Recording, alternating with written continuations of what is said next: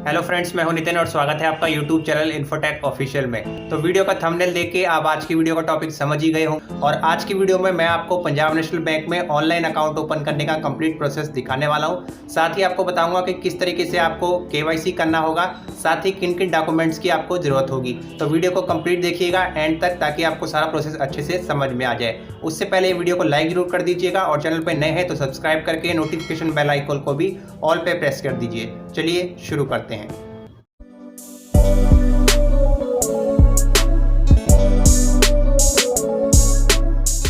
Punjab national bank में online account open करने के लिए सबसे पहले आप अपने ब्राउज़र को ओपन करेंगे और ब्राउज़र में आप टाइप करेंगे PNB।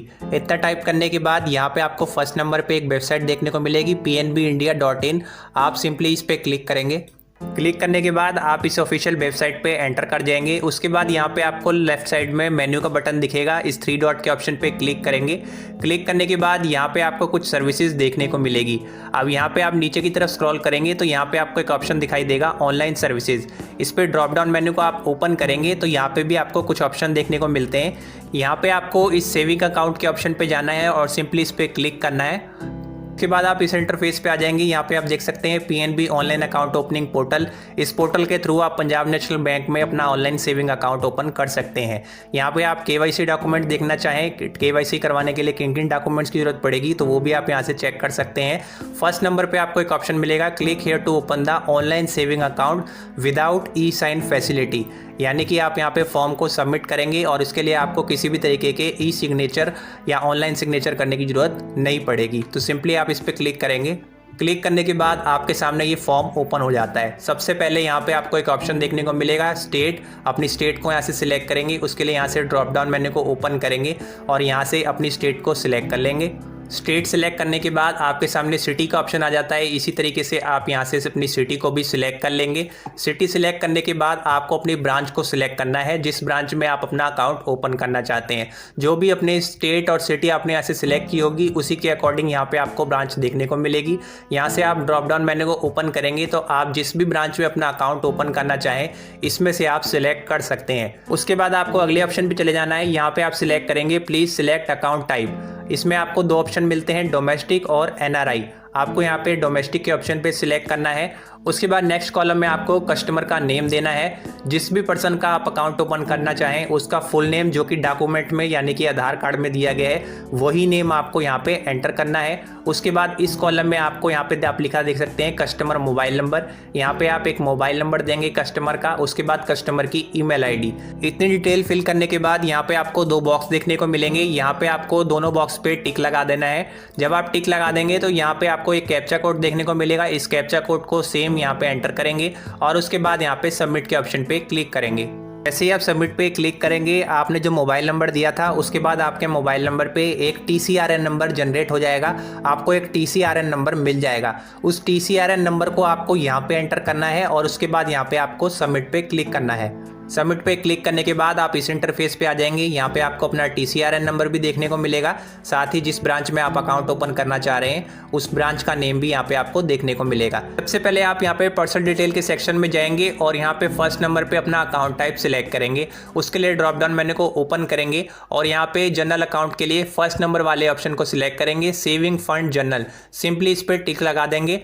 अगर ध्यान रखिएगा आप किसी ऐसे पर्सन के लिए अकाउंट ओपन कर रहे हैं जिसकी एज 18 साल से कम है यानी कि वो माइनर है, तो आप यहाँ पे लास्ट में एक ऑप्शन दिया गया है PNB junior saving fund account. आप इस ऑप्शन को सिलेक्ट करेंगे। अगर उस पर्सन की एज 18 साल से ऊपर है तो आप यहाँ पे इस फर्स्ट नंबर वाले ऑप्शन को सिलेक्ट करेंगे। उसके बाद आपको कस्टमर टाइप सिलेक्ट करना है। कस्टमर टाइप में आपको यहाँ पे पब्लिक रहने देना है। फर्स्ट नंबर वाले ऑप्शन को सिलेक्ट करना है। उसके बाद आपको यहाँ पे एक पूछा जा रहा है कि क्या पंजाब नेशनल बैंक के एग्जिस्टिंग कस्टमर हैं, यानी कि क्या आपका ऑलरेडी पंजाब नेशनल बैंक में कोई खाता है। अगर है तो आप यहाँ पे येस पे टिक करेंगे और कस्टमर ID आपको एंटर करनी होगी। कस्टमर ID आपको अपनी पासबुक में लिखी मिल जाती है, लेकिन अगर आपका पंजाब नेशनल बैंक में पहले कोई अकाउंट नहीं है तो आप यहाँ पे नो के ऑप्शन पे सिलेक्ट करेंगे और ये बाकी के कॉलम आपको यहाँ पे खाली छोड़ देने हैं। उसके बाद आप अगले कॉलम पे आएंगे, यहाँ पे आपको कस्टमर का पूरा नेम एंटर करना है। सबसे पहले यहाँ पे आपको ड्रॉप डाउन मेन्यू को ओपन करके टाइटल सिलेक्ट करना होगा। टाइटल सिलेक्ट करने के बाद आपको कस्टमर का पूरा नेम यानी जिसका अकाउंट आप ओपन करना चाह रहे हैं उसका पूरा नेम जैसा कि आधार कार्ड में मेंशन है वही नेम आपको यहाँ पे पूरा एंटर कर देना है।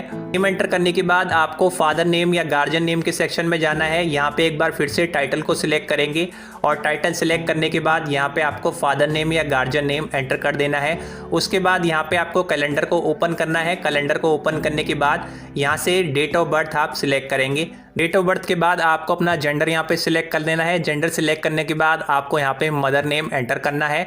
उसके बाद अगला ऑप्शन आता है एप्लीकेंट मैरिटल स्टेटस। यहाँ पे आपको ड्रॉप डाउन मेन्यू को ओपन करना है और सिलेक्ट करना है कि क्या आप मैरिड हैं या फिर अनमैरिड हैं। अगर अनमैरिड हैं तो यहाँ पे सिंगल के ऑप्शन पे सिलेक्ट करेंगे, अगर मैरिड है तो आप यहाँ पे मैरिड के सेक्शन में इसको सिलेक्ट करेंगे। उसके बाद आपको अगले ऑप्शन में अपना रिलीजन सिलेक्ट करना है। इसके लिए ड्रॉप डाउन मेन्यू को ओपन करेंगे और यहाँ से अपना रिलीजन सिलेक्ट कर लेंगे, जो भी आपका रिलीजन।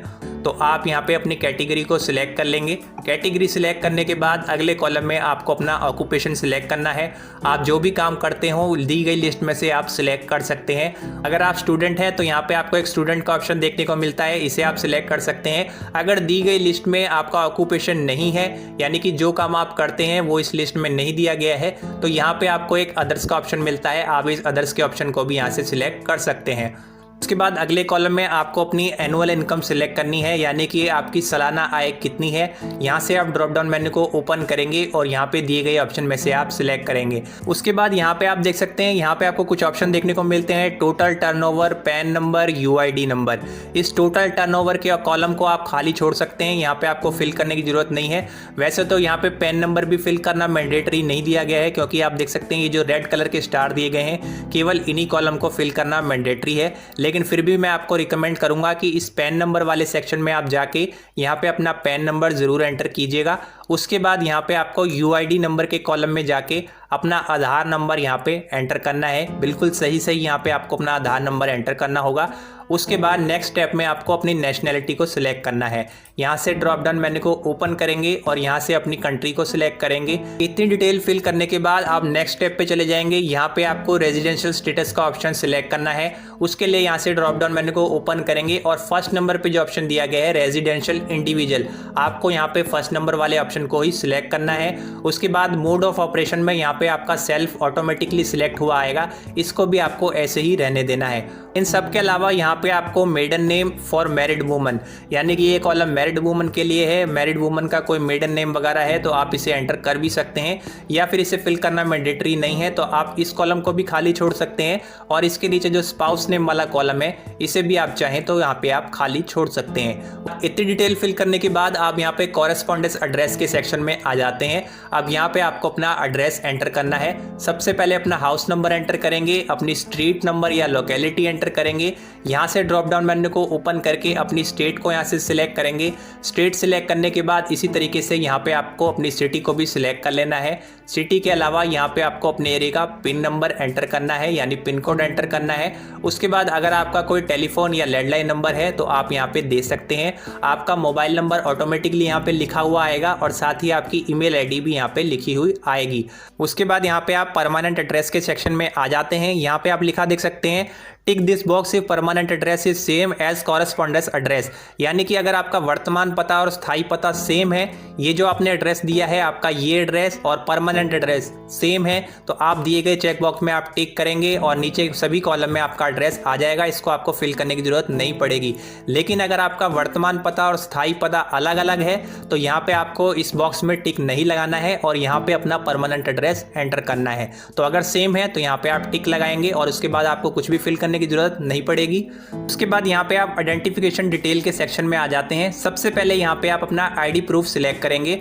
आइडेंटिटी प्रूफ के तौर पे आप क्या डॉक्यूमेंट देना चाहे वो आप यहाँ से सिलेक्ट कर सकते हैं। नेक्स्ट कॉलम में आपको अपना आधार नंबर एंटर कर देना है। उसके बाद अगले स्टेप में आपको यहाँ पे आईडी प्रूफ एक्सपायरी डेट, क्योंकि आधार कार्ड की एक्सपायरी डेट नहीं होती है तो आपको इस कॉलम को यहाँ पे आपको खाली छोड़ देना है और अगले कॉलम पे जाएंगे एड्रेस प्रूफ। इसी तरीके से आपको यहाँ पे अपना एड्रेस प्रूफ भी सिलेक्ट करना है। एड्रेस प्रूफ के तौर पे आप यहाँ पे काफ़ी सारे डॉक्यूमेंट दिए गए हैं, इनमें से सिलेक्ट कर सकते हैं। उसके बाद जो डॉक्यूमेंट आप यहाँ पे एड्रेस प्रूफ के तौर पे सिलेक्ट करेंगे उसी का नंबर आपको यहाँ पे एंटर करना है। अगर आप आधार कार्ड सिलेक्ट करते हैं तो आधार कार्ड का नंबर देंगे, अगर आप वोटर कार्ड सिलेक्ट करते हैं तो ये आप यहाँ पे वोटर कार्ड नंबर एंटर करेंगे। उसके बाद आपको नेक्स्ट कॉलम को भी खाली छोड़ देना है, इसे आपको फिल करने की जरूरत नहीं है। लेकिन ध्यान रखिएगा, अगर आप यहाँ पे पासपोर्ट वगैरह सिलेक्ट करते हैं या कोई ऐसा डॉक्यूमेंट सिलेक्ट करते हैं जिसमें एक्सपायरी डेट होती है तो आपको यहाँ पे एक्सपायरी डेट यहाँ पे एंटर करनी होगी। इतनी डिटेल फिल करने के बाद आपका ये फॉर्म कंप्लीट हो जाएगा और आपको यहाँ पे सेव एंड प्रोसीड के ऑप्शन पे क्लिक कर देना है। उसके बाद यहाँ पे आप नेक्स्ट पेज पे आ जाएंगे। यहाँ पे आपको माइनर डिटेल का ऑप्शन देखने को मिलता है। अगर आप माइनर के लिए अकाउंट ओपन कर रहे हैं तो आप यहाँ पे येस पे टिक करेंगे और इस सभी कॉलम को आप फिल करेंगे। अगर माइनर के लिए अकाउंट ओपन नहीं कर रहे, यानी जिसका अकाउंट आप ओपन कर रहे हैं उसकी एज 18 साल से ज़्यादा है, तो आप यहाँ पे नो पे टिक करेंगे और ये सभी कॉलम आपको फिल करने की ज़रूरत नहीं है। उसके बाद आप नेक्स्ट स्टेप पे चले जाएंगे, नॉमिनेशन डिटेल। यहाँ पे आपको एक नॉमिनी एंटर करना होगा और उसकी डिटेल यहाँ पे आपको देनी होगी। सबसे पहले आप सिलेक्ट करेंगे कि क्या आप नॉमिनी बनाना चाहते हैं किसी को या फिर नहीं। यानी कि मान लीजिए कल को भगवान ना करे कि आपकी डेथ होने की कंडीशन में आपके अकाउंट में जो पैसा है वो किसको दिया जाएगा, तो आपको यहाँ पे सिलेक्ट करना है कि आप किसी को नॉमिनी बनाना चाहते हैं या नहीं। अगर बनाना चाहते हैं तो येस करेंगे, अदरवाइज यहाँ पे नो पे सिलेक्ट करेंगे। अगर आप यहाँ पे येस पे सिलेक्ट करते हैं तो उसके बाद यहाँ पे नेक्स्ट कॉलम में आपको नॉमिनी का नेम एंटर करना है और साथ ही नॉमिनी से क्या रिलेशनशिप है वो आपको यहाँ से सिलेक्ट करना होगा। उसके बाद यहाँ पे आपको नॉमिनी का पूरा एड्रेस एंटर करना है। एड्रेस एंटर करने के लिए यहाँ पे हाउस नंबर देंगे, स्ट्रीट नेम देंगे, उसके बाद उसकी स्टेट देंगे और यहाँ पे सिटी को सिलेक्ट कर लेंगे। जो भी नॉमिनी की सिटी हो यहाँ से आप सिलेक्ट करेंगे। उसके बाद नॉमिनी जहाँ पे रहते हैं उस एरिया का पिन कोड आपको यहाँ पे एंटर करना है। उसके बाद यहाँ पे आपको पूछा जा रहा है वेदर नॉमिनी इज माइनर, क्या नॉमिनी माइनर है या नहीं। तो यहाँ पे जैसा कि हमने नो पे ही सिलेक्ट किया था तो यहाँ पे नो पे इसको रहने देंगे और उसके बाद यहाँ पे कुछ भी कॉलम आपको फिल करने की जरूरत नहीं है। लेकिन अगर नॉमिनी माइनर है तो आपको यहाँ पे येस पे सिलेक्ट करके ये डिटेल भी फिल करनी होगी। उसके बाद यहाँ पे आप सर्विसेज रिक्वायर्ड के सेक्शन में आ जाएंगे। यहाँ पे जो भी सर्विसेज आपको चाहिए हो सिंपली उसके आगे आप टिक लगा देंगे। जैसे आपको डेबिट कार्ड या एटीएम कार्ड चाहिए तो यहाँ पे आप टिक लगा देंगे, चेकबुक चाहिए तो यहाँ टिक लगा देंगे, इंटरनेट बैंकिंग और मोबाइल बैंकिंग चाहिए तो आप यहाँ पे इन दोनों कॉलम पे भी टिक लगा देंगे। जो भी फैसिलिटी आपको अपनी सुविधा के अनुसार सही लगे वो आप यहाँ से सिलेक्ट कर सकते हैं। उसके बाद यहाँ पे आपको नेक्स्ट स्टेप में एक कॉलम मिलता है FATCA। यहाँ पे आपको टैक्स इन्फॉर्मेशन आपसे पूछी जाती है, जैसे कि are you a tax residence of any country other than India, यानी कि आप भारत के अलावा किसी अदर कंट्री में भी टैक्स पे करते हैं। अगर करते हैं तो आप यहाँ पे येस सिलेक्ट करेंगे, अदरवाइज आप यहाँ पे नो सिलेक्ट करेंगे।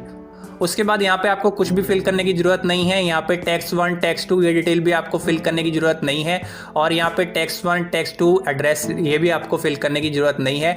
आप सिंपली यहाँ पे सेव एंड प्रोसीड के ऑप्शन पे क्लिक कर देंगे। सेव एंड प्रोसीड के ऑप्शन पे क्लिक करने के बाद आपका ये फॉर्म सक्सेसफुली सबमिट हो जाएगा। यहाँ पे आप लिखा भी देख सकते हैं, the form is submitted successfully. जब आप फॉर्म को फाइनली सबमिट कर देंगे उसके बाद आपको अपना TCRN नंबर, अपनी पासपोर्ट साइज फोटोग्राफ और आईडी प्रूफ, एड्रेस प्रूफ के तौर पे जो डॉक्यूमेंट आपने ऑनलाइन फॉर्म सबमिट करते समय सिलेक्ट किया था, जैसे कि अगर आपने आधार कार्ड सिलेक्ट किया था तो अपने आधार कार्ड की एक कॉपी अपने साथ रखेंगे, साथ ही अपने पैन कार्ड की भी एक कॉपी अटैच करेंगे। उसके बाद ये सभी डॉक्यूमेंट्स लेके आपको उसी ब्रांच में जाना होगा जो आपने ऑनलाइन फॉर्म भरते टाइम सिलेक्ट की थी। उस ब्रांच में आप जाएंगे और वहाँ पे आप कहेंगे कि आपने ऑनलाइन रिक्वेस्ट सेंड की है अकाउंट ओपन करने के लिए। वहाँ पे आपको सारे डॉक्यूमेंट्स जमा करने होंगे, यानी कि अपने पैन कार्ड की कॉपी, आधार कार्ड की कॉपी और साथ ही उनको अपना TCRN नंबर भी वहाँ पे आपको दिखाना होगा। उसके बाद वहीं पे आपका KYC भी कर दिया जाएगा और साथ ही डेबिट कार्ड का अगर कोई फॉर्म आपको फिल करने को कहा जाता है तो वो भी आपको अपनी ब्रांच में ही फिल करना होगा। ध्यान रखिएगा ये जनरल अकाउंट है, जीरो बैलेंस अकाउंट नहीं है, तो वहाँ पे आपसे अपने अकाउंट में कुछ पैसे जमा करने को भी कहा जा सकता है, जो कि आप अकाउंट ओपन होने के बाद जब चाहे निकाल सकते हैं। आपके अकाउंट में ही वो सेव रहते हैं। आपका डेबिट कार्ड आपके दिए गए एड्रेस पे डिलीवर कर दिया जाता है और चेकबुक और पासबुक आपको बैंक से ही प्रोवाइड करवा दी जाती है। या तो आपको हाथों हाथ प्रोवाइड करवा दी जाएगी या फिर आपको 1 या 2 दिन का समय लग सकता है। तो इस तरीके से आप पंजाब नेशनल बैंक में ऑनलाइन अकाउंट ओपन कर सकते हैं और साथ ही अपनी ब्रांच में जाके वहाँ पे अपनी KYC भी करवा सकते हैं।